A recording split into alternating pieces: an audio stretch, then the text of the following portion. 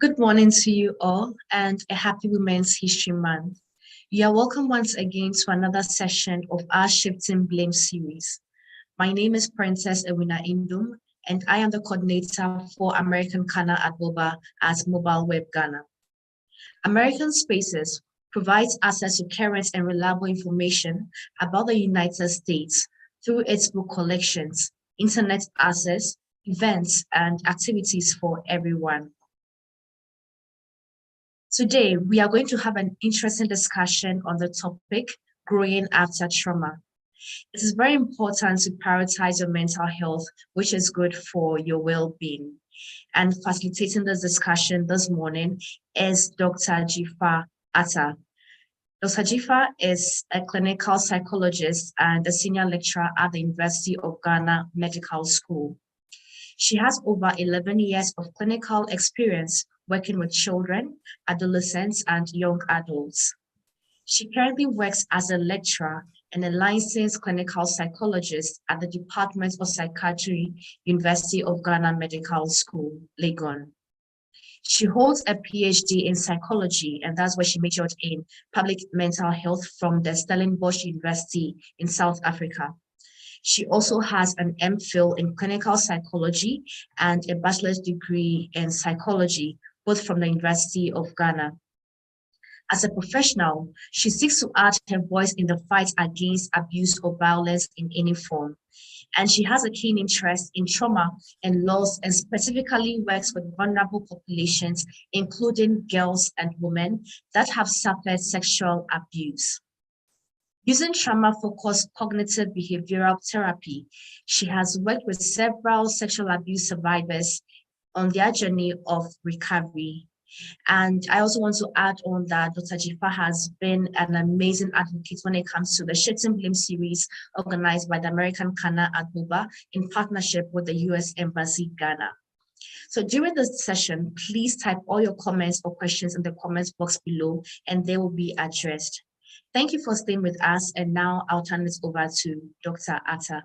Good morning, Dr. Atta. You're welcome. Over to you. Thank you very much. Thank you very much, and good day to everybody, depending upon where you are. It may be morning, afternoon, or evening. It's an honor to be here to speak about this very important topic, growth after trauma. I think for many survivors of abuse, the question would be, can you actually grow after such an experience? But the truth is, even after you've experienced such adversity as violence or abuse, or somebody may have threatened death, there is still the opportunity for growth. But definitely it involves some work and involves a transition or a change or a shift from the survival mode to starting a new life. And in this particular instance, what essentially happens is that you move from being controlled to being in control. And one of the other aspects is the fact that you would still have to cope with the cost of abuse or violence, depending upon whatever you experience, but there is still opportunity for growth. And I think that's the message, the main message here is regardless of whatever your experience has been, there's still the opportunity to grow. But let's talk a bit about trauma. You may hear it on a day-to-day basis, but what does trauma mean? Trauma is an emotional response to an adverse experience or an event. It could also be a series of adverse events. And it could be you experience a near-death experience, you could have had an accident, you could have been, raped.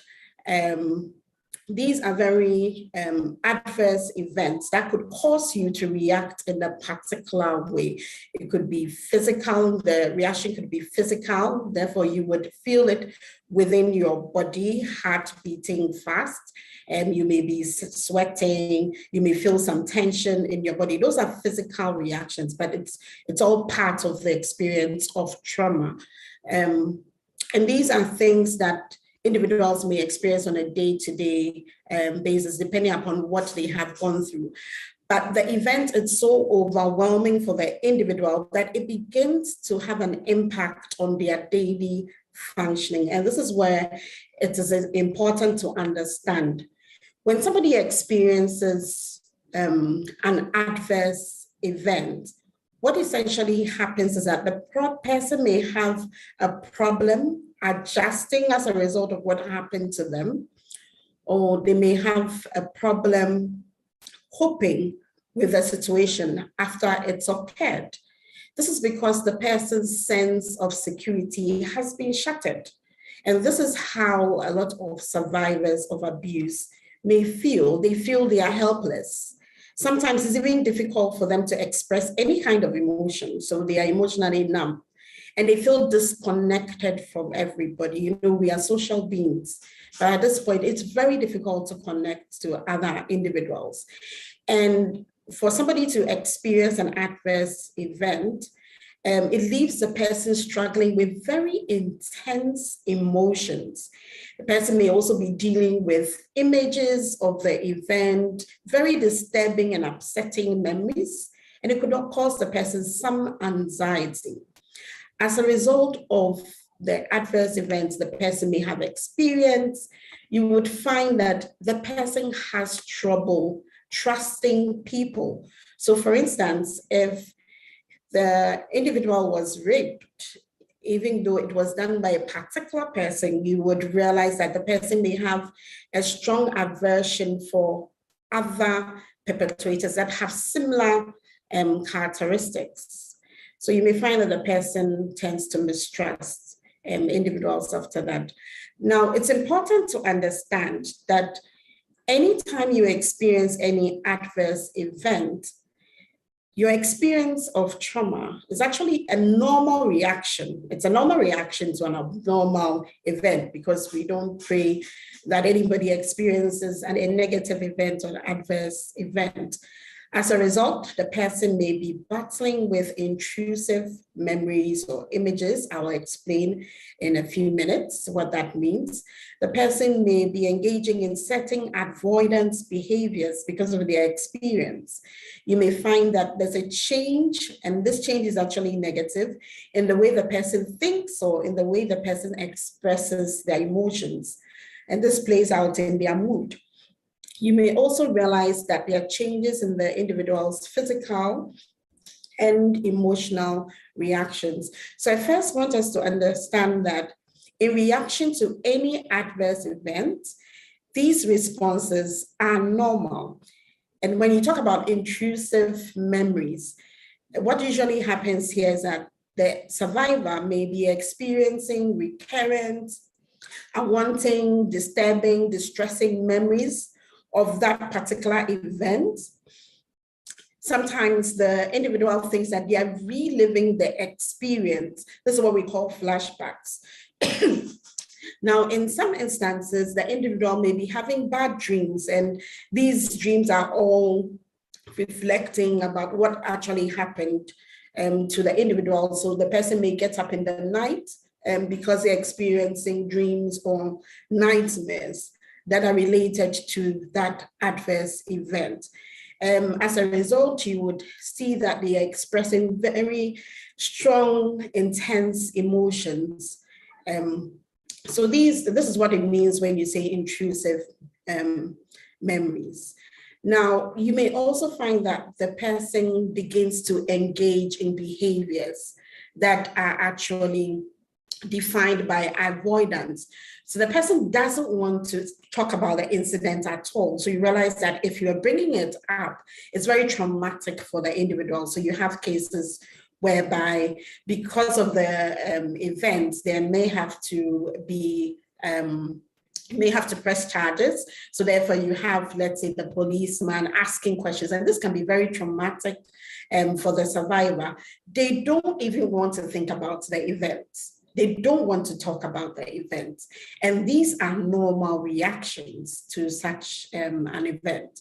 And you'll find that they would avoid going to places, so places that remind them of the events that happened. They would not want to engage in activities that would remind them of the traumatic or adverse events that took place.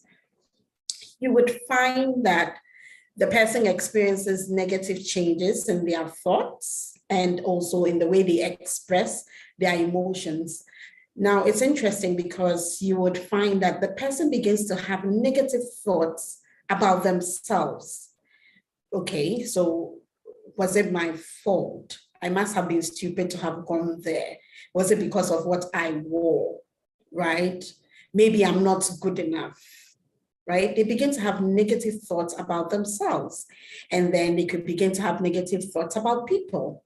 People can't be trusted, especially because we know that in terms of sexual abuse, most of the time the perpetrators is known. We know who the perpetrator is. And you can imagine if that is somebody who has been supportive to the person in the past, right? So now the best person begins to question, people.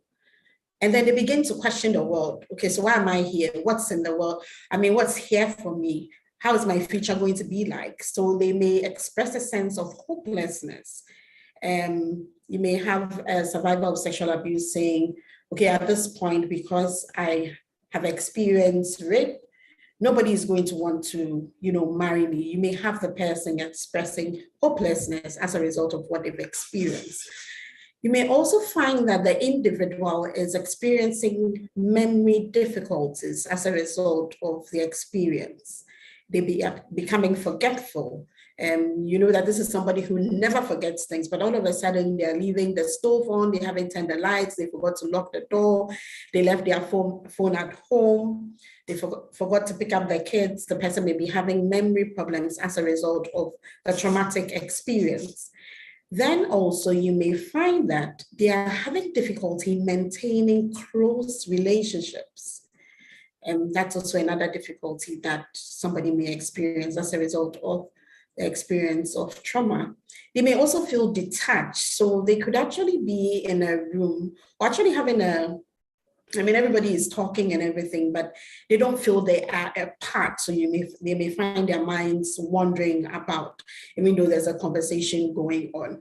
You would find also that they may have a lack of interest for the things they used to enjoy. So this is somebody who used to like, going out. She liked engaging in conversation. She liked, going for public speaking engagements, and all of a sudden the person has lost an interest for such activities. It is also very difficult for the individual to express positive emotions. And so emotions of happiness and all of that is difficult for somebody who is struggling with trauma. You may also find them survivors struggling with physical and emotional reactions. So they easily become startled. So the slightest noise, and then they become a bit jittery or they are on edge.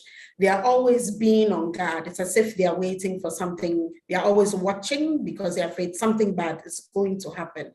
In many cases, we also see that some survivors engage in self-destructive behaviors. So in self-harm, sometimes they even engage in risky behaviors, as in taking alcohol or substances, sometimes even indulging in risky sexual behaviors.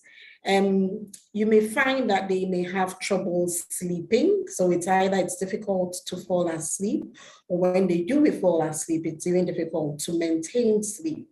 You may find that some survivors may be struggling with the ability to concentrate. It's very difficult for them to focus on something. They easily get distracted. You may also find them becoming irritable, or they expressing anger, or they becoming aggressive as well. A lot of survivors, depending upon what caused the trauma, may be experiencing guilt or shame.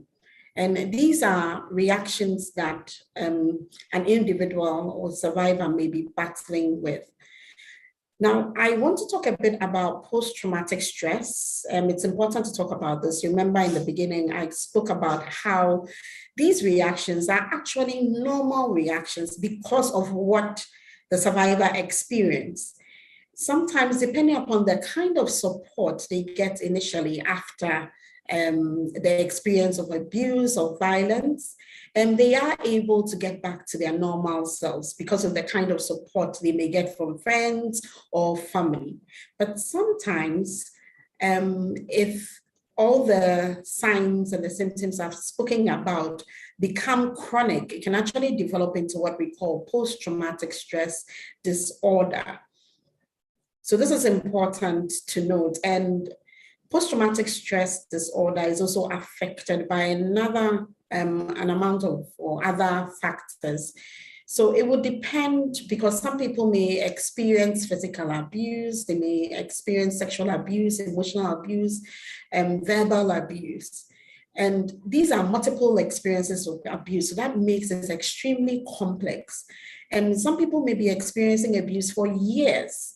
So sometimes you have to consider the age at the onset of the abusive relationship. We sometimes don't get to find out that somebody was abused till the person is maybe as an adult, but maybe they were abused when they were a child. Or we also look at the severity of abuse. That can have an impact on the expression of post-traumatic stress and the extent of abuse and the type of abuse. So I guess the big question here is, can you experience positive growth after you've gone through a traumatic event such as rape or you've been physically abused? Can you experience growth after such adversity? And the truth is, yes, you can experience positive growth. And I think it's important to emphasize this, because at the point you've experienced trauma as a result of violence or abuse, you may think that there is no hope for you. Remember, I said sometimes survivors struggle with the fact that what's in the future for me? They feel helpless and they feel hopeless. But there is the possibility of post-traumatic growth. Now, this theory explains that there is transformation after trauma. And it's interesting because what essentially here happens is that you are transforming your experience of trauma to your advantage. Okay, and sometimes it's very difficult to understand what this actually means, because how can I actually grow from such an adverse event? How can I grow? Now, usually what happens when somebody experiences abuse or violence, it destroys the person's social systems of care, protection, and even the kind of meaning the person has towards life. Everything seems to be destroyed at that particular moment. But when the person experiences growth, it's because the person is experiencing a reconstruction of these systems, and it's extremely important for any survivor. Okay, so the essential features of trauma is that during those moments, you feel disempowered, you feel disconnected from others. Now, as part of the recovery process, right, one of the things that happens is that you become empowered as a survivor. Your relationships are restored, and then you get back to your normal self. So it's important to understand all of that. So how can a survivor experience post-traumatic growth? Now, it's extremely not an easy thing to do, but it requires you to reflect on your experiences and on your emotions.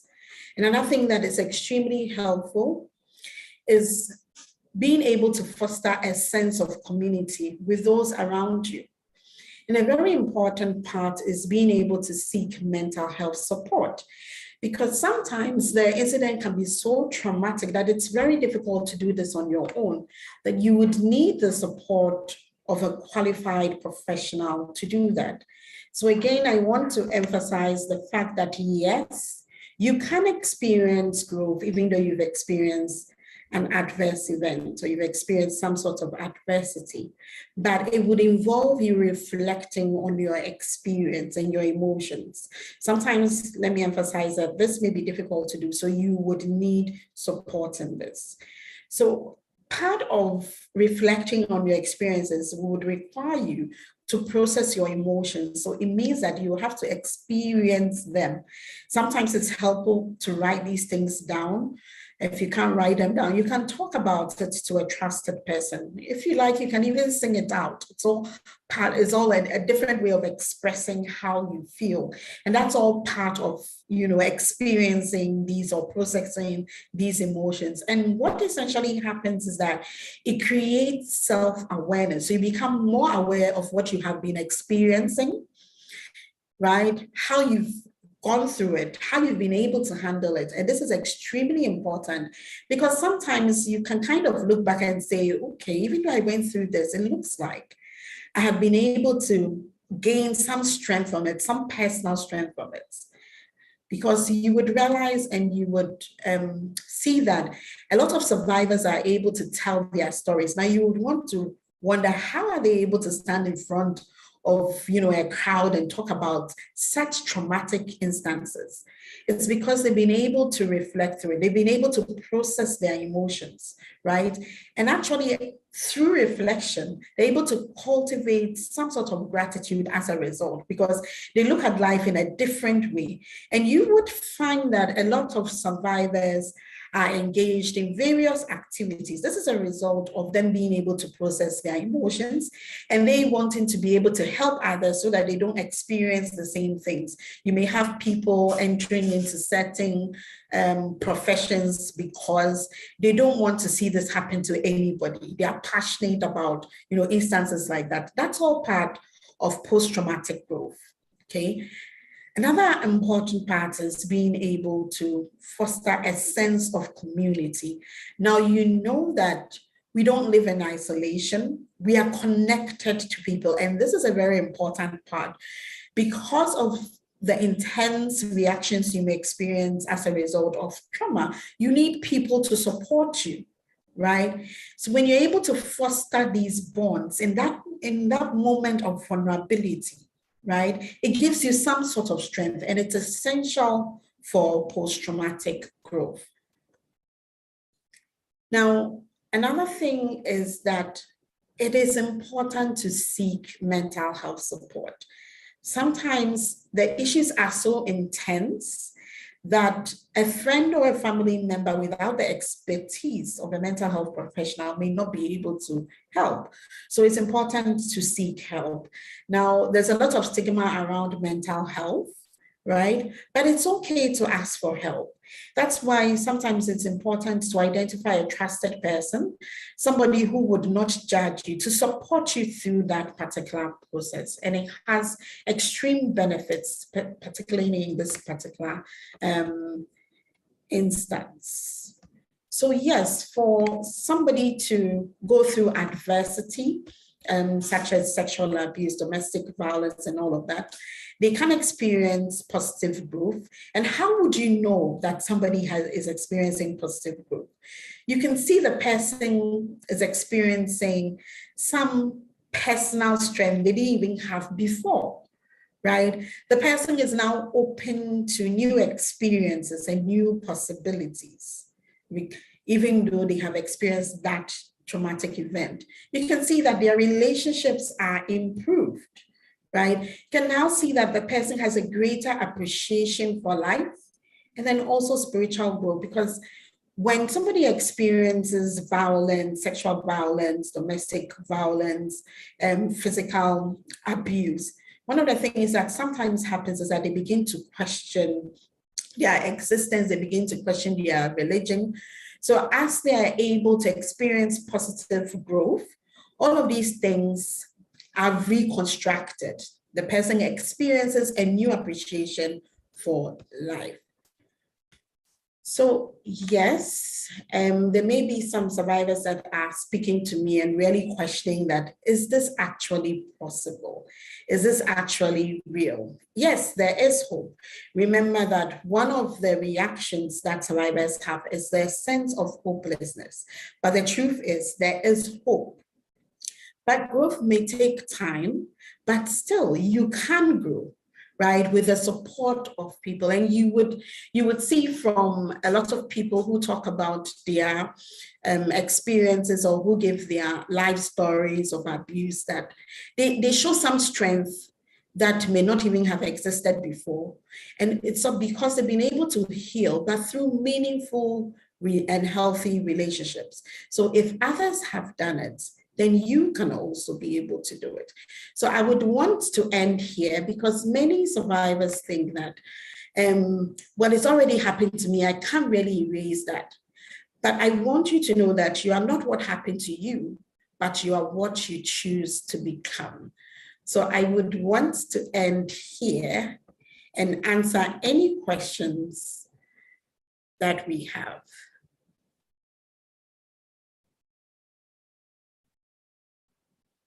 So I would love that this is interactive and then I'm able to answer all questions that you may have on your mind.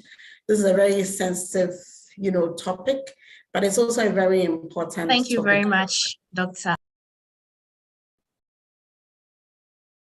Okay, hello, Dr. Asa. Please go ahead. You were speaking. No, Princess, it's okay. I was just concluding. Okay, so that's okay. Okay, so please conclude. Please go ahead. Okay, so I was just encouraging that please ask questions. It's a very sensitive topic to talk about. Maybe this is not for you per se, but this is with regards to a friend that you think is struggling and needs help. Let's have a conversation about this. Okay, Princess, you can go ahead. Thank you, Dr. Arthur. Thank you for sharing your thoughts and the best way of dealing with trauma. And I trust that for our viewers who are watching, you have questions, because I believe that in some way or the other, we sometimes experience some forms of trauma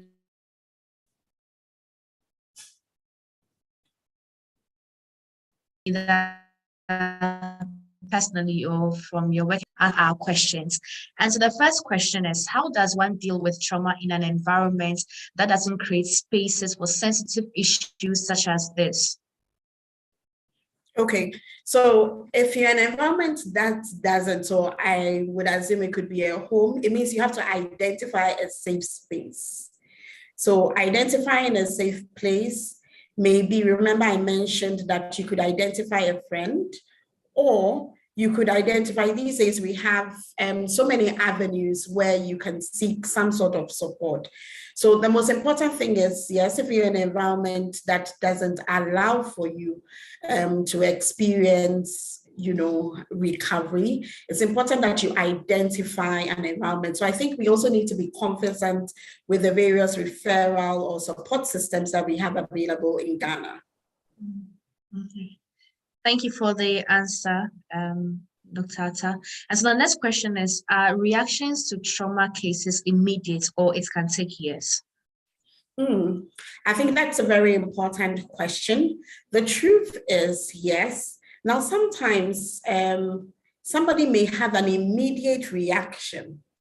In some cases, the truth is that it is delayed. There are various instances that the person may start having these reactions later in life. It could be months, it could even be years for some people. So yes, sometimes it can be delayed. Okay. Thank you. And there's another question here from Ethel. She's asking, are there any centers for post-trauma recovery?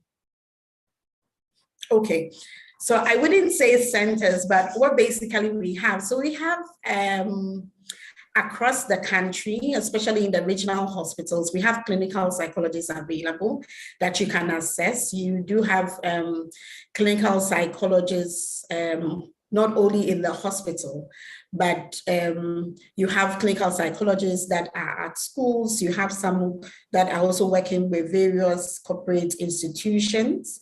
So I would say, depending upon your location, right, it's always important to identify a clinical psychologist that can support the process. So we don't necessarily have centers, but so maybe let me talk a bit about treatment that any individual can go through. I didn't talk too much about that.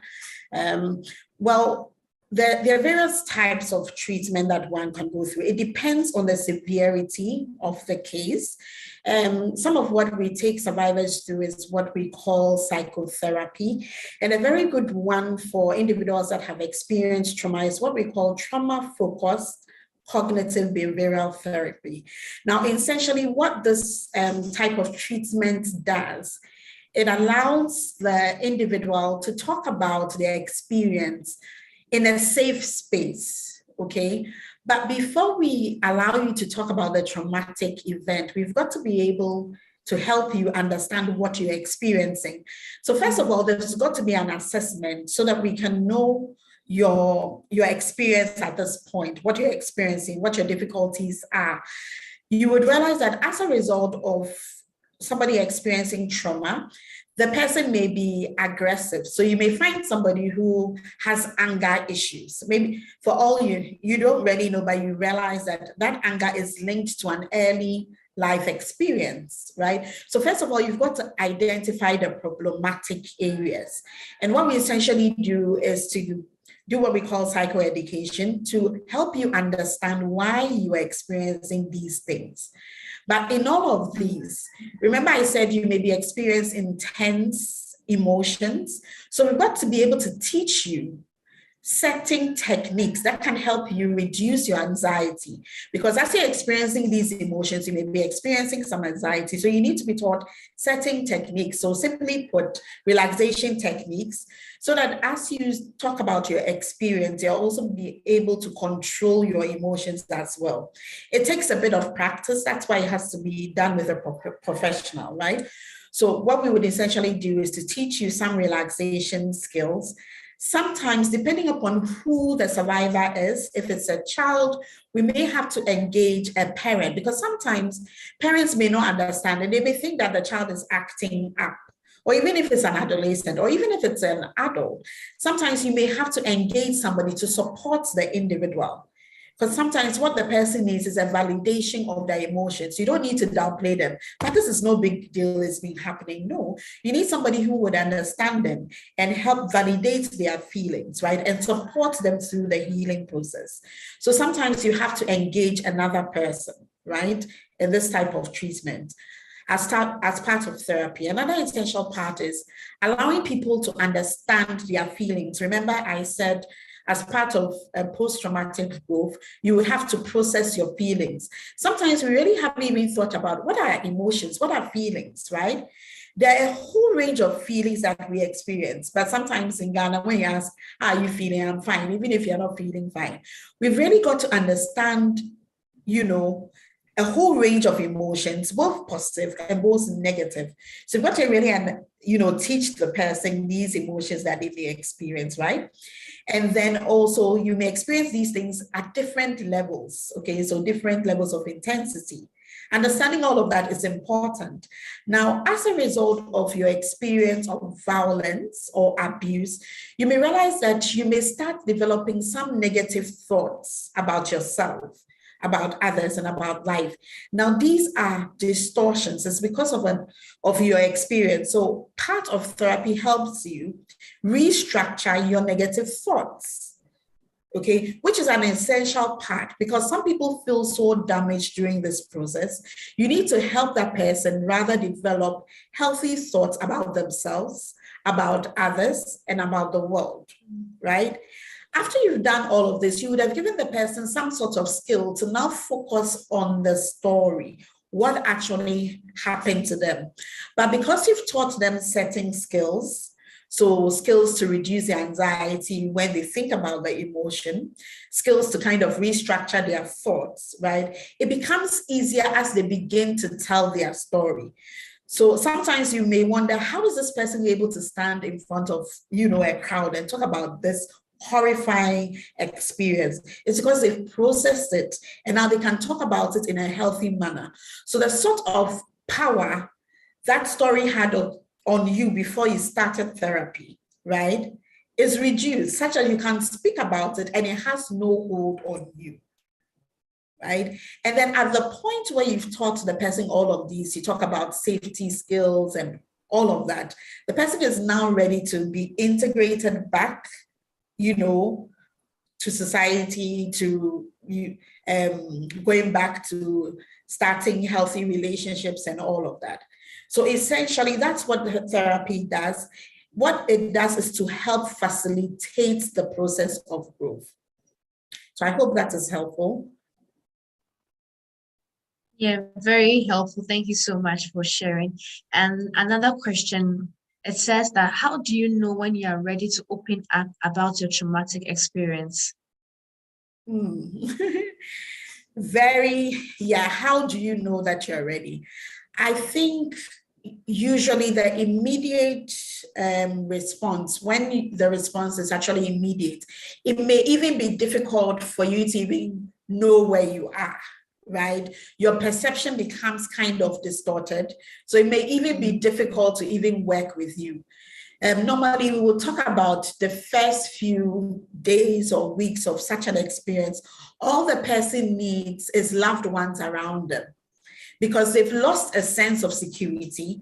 So anything that would keep them safe is actually important. So so if it's a child and they were abused in their home, you need to move them out of such an environment to a safe space.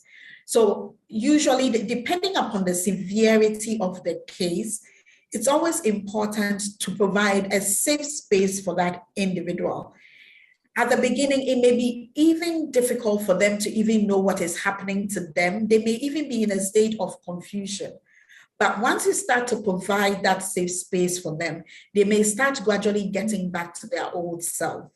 And then at that point, they can be provided help. Sometimes you may not even know yourself, but somebody may be able to identify that, oh, this person needs help.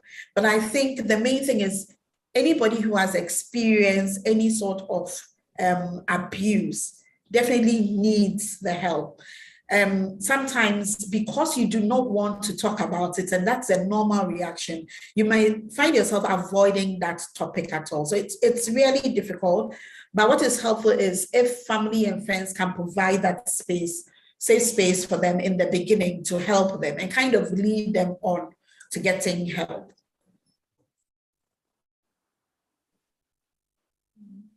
Thank you, Dr. Atta.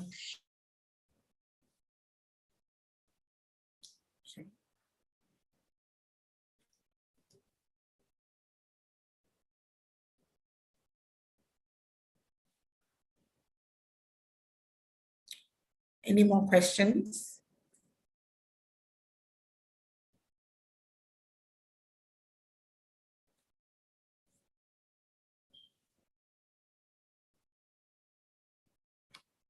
Of a traumatic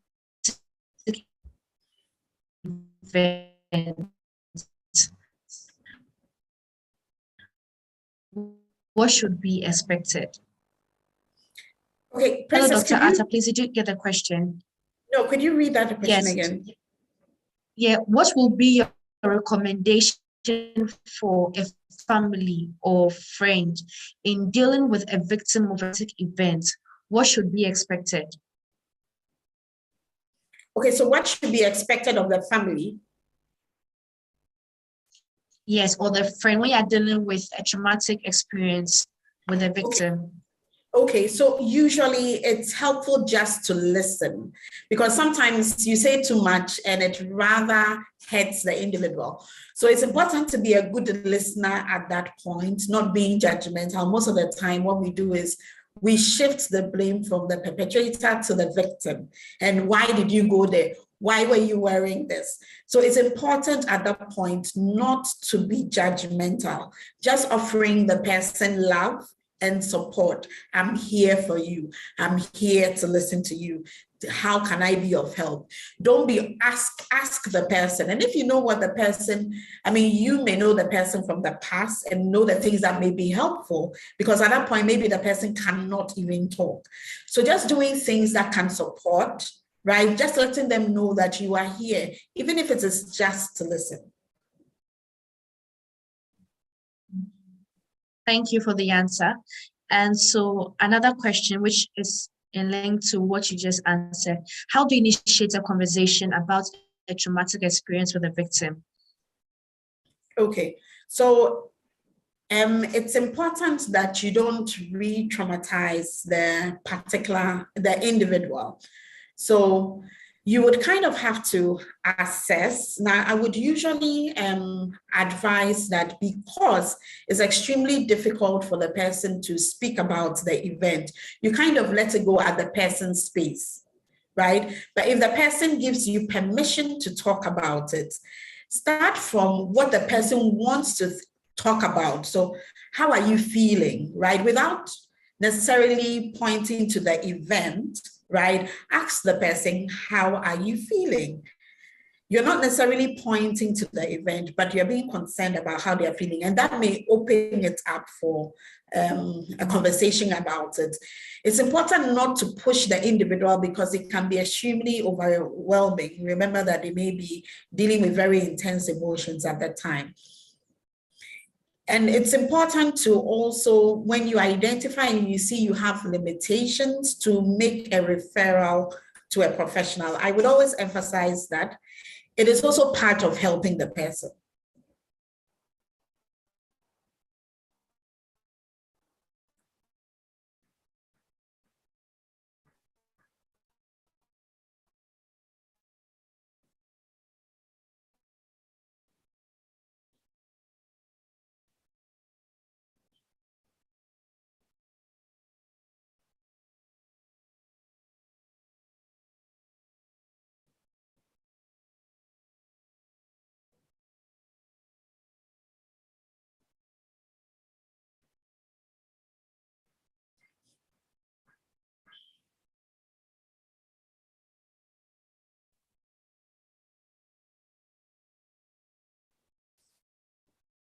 Hello,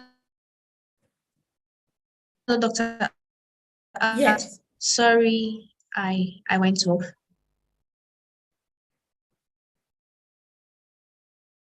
Yeah, the next question, unknown, especially if the person is in the same house or vicinity. Princess, could you read that again? The first bit you were breaking up. Yeah, sorry about that. So what do you do if the abuser is someone close or known, especially if the person lives in the same house or vicinity? Okay, so I would always advise for the survivor to identify somebody they trust. So if the person stays with you, it's important if there's somebody you can really trust and you know that the person wouldn't downplay your feelings, the person would support you. Please identify that person and talk to the person. I must say that sometimes when you really think that there's somebody who can help, maybe that person may not be able to help, but do not stop till you get help. So it's being able to identify a trusted person. It may not necessarily be at home. It could be outside of your home, somebody that you can trust, and you can trust that you can get support from the person. If you try the first person and you're not able to get support, do not stop till you get it. You'll definitely get somebody who will be able to support you in that regard. Mm-hmm. Thank you very much. And so this is a very important question. So it says that I have personally been violated over 15 years ago. I have talked about it and seen a therapist, but to date, it is still a very raw experience. What do I do? How do I heal? Well, I don't know who you saw, so that could also be an issue, but sometimes, yes, it can be extremely difficult. I don't know how long you went for therapy. I don't know what the circumstances were around it, but I would say that if you are still struggling after 15 years, you still need the support. So I would advise that you still get in touch with a mental health professional. I can provide details of various places where you will be able to access help.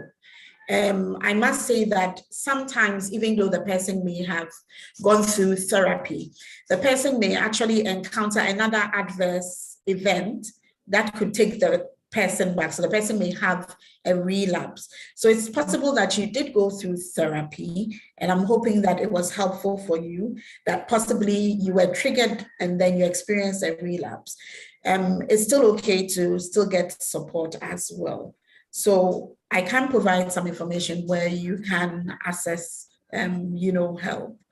Definitely you can get the help, and you can definitely live the life that you do want to live. So please access help and support.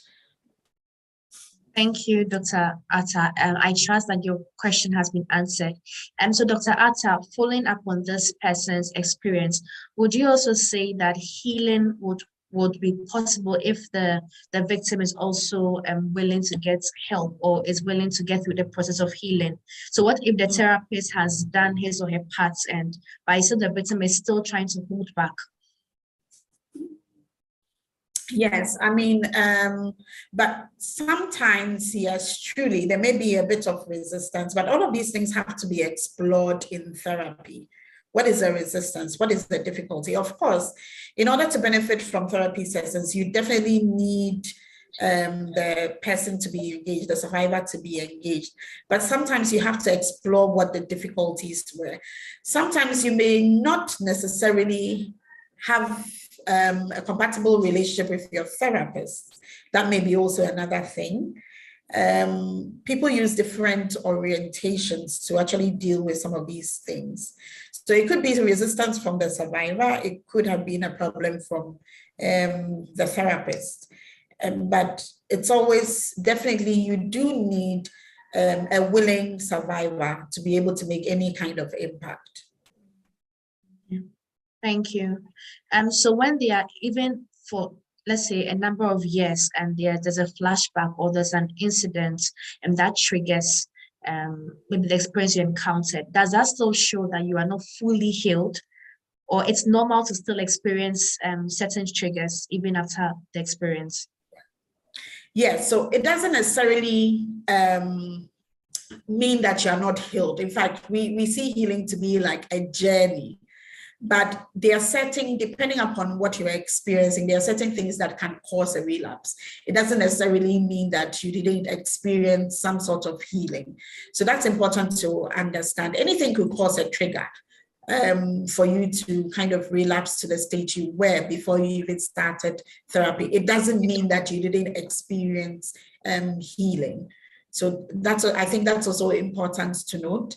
But it still shouldn't stop you from getting the needed support when you do relapse. That's why most of the time, even when there's termination from therapy, we talk about you having the opportunity to always come back should a need arise, because sometimes you can experience a relapse. It doesn't mean that you haven't experienced some healing. Healing is a journey.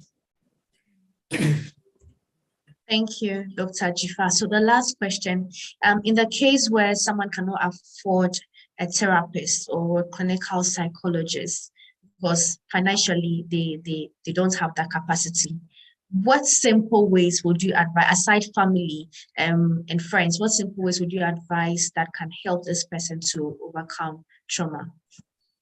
Yeah. Yes, so there may be instances where you may not be able to access a therapist for various reasons. I think I spoke about this, you having the opportunity to kind of reflect on your experience. Take one day at a time, because it can be extremely overwhelming. But this is for you to become self-aware. Self-aware because you want to understand what your issues are. Sometimes survivors have problems years later because they didn't get help. And it's reflective in arguments at work. It's reflective in, the conflicts in their relationships. And they actually don't know that it's as a result of what happened to them. So first of all, I would advise that you reflect on your experience, reflect on, how far you've come, what you've been able to achieve. All of those things are kind of important for you to move on. So there has to be that reflection to help you process your emotions. Maybe you are angry. What are you angry about, right? What does this anger say? As part of processing your, emotions, you've got to understand what these things mean for you. In what instances are you getting angry? In what instances are you sad? In what instances are you experiencing some guilt? Now, anytime you're experiencing some emotion, right, it's because of your thoughts. So your emotions are linked to your thoughts. So if you are expressing a negative emotion, it's because if you really reflect on the things going through your mind, it's because the thoughts going in your head are all negative, right? So it's important that you begin to process your emotions, begin to understand what kind of thoughts are linked to these emotions. And these are things that you can do by getting a journal and just writing them out, understanding yourself better. What happened before I started getting angry? Why? What happened before? What was I thinking? Can I think about this in a different way? If a friend was experiencing the same thing, what would I have said to the person? Is there another way of doing this? Right? That all helps you kind of process your emotions and your thoughts. It helps you think about things in a different way, in a healthier way, because sometimes when you're overwhelmed, your focus is on the negative. Can I think of this situation in a different way? Right? Now, another thing is, because you don't have access to a mental health professional, a sense of community is helpful. Somebody you can trust. Sometimes just talking about how you feel and what you've gone through to a trusted person helps. Even for somebody who hasn't experienced, abuse, some sort of emotional support is important in any instance, because day to day we experience things and we are put in a position of vulnerability, right? But if you identify somebody that, even if what I'm saying sounds stupid, even if what I'm saying is awkward, there's this one person I know, if I talk to that person, the person makes me feel good. But you've got to be able to identify that right person. Otherwise, what they end up doing, if the person is not right, if the person is not a good listener, what they will end up doing is that they would not validate your feelings. And that makes you more vulnerable. So you want to be able to overcome your position of vulnerability. So you need people who will support you, somebody who is just there. They don't care what's happening with you. They don't care what you've experienced. They love you for who you are. They love you unconditionally. They would help and support you.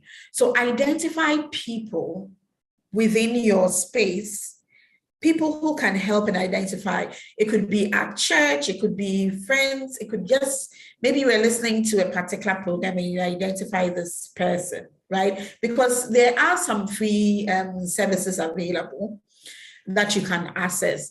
So even if you don't have it within your social space, sometimes you can go outside of that space to get help, right? But it's always important to identify individuals. So if you are not able to seek help from a mental health professional, then you can actually take your time to reflect and process your emotions, and also try and benefit from a sense of community. That could also be helpful.